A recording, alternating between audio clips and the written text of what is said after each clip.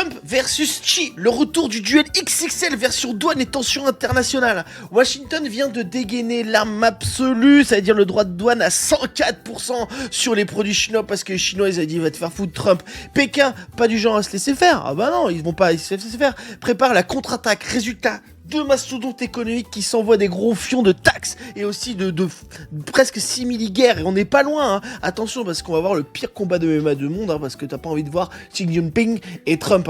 En plus, petit bonus, il y a la Thaïlande au milieu. Ils sont là, ils ont rien demandé, ils étaient tranquilles. Qu'est-ce que je vais faire? Je sais pas. Eh ben si, mon pote, il y a des avions des Chinois qui passent tout le temps autour de Taïwan. Il y a aussi la mer américaine qui arrive pour faire chier aussi un peu tout le monde. Donc là, les Taïwanais sont là.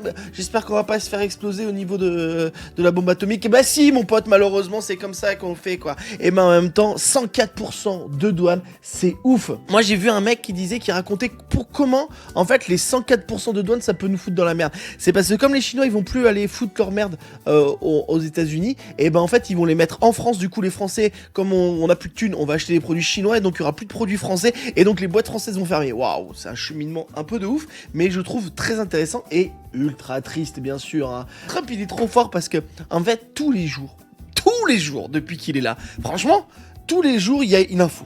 Toujours, il y a un truc il y a une dinguerie. Et en fait, tu te dis, tu sais, c'est comme un gamin, Trump. En fait, tu te dis, mais non, il va pas refaire encore pire que hier. Tu vois, hier, il a cassé des vaisselles. Et là, le mec, il va casser le buffet où tu mets ta vaisselle. Enfin, tu vois, c'est ça, Trump, il fait toujours plus. Et c'est pour ça qu'il nous fait rêver. Et c'est pour ça qu'il nous occupe nos conversations. Mais je trouve ça complètement fou.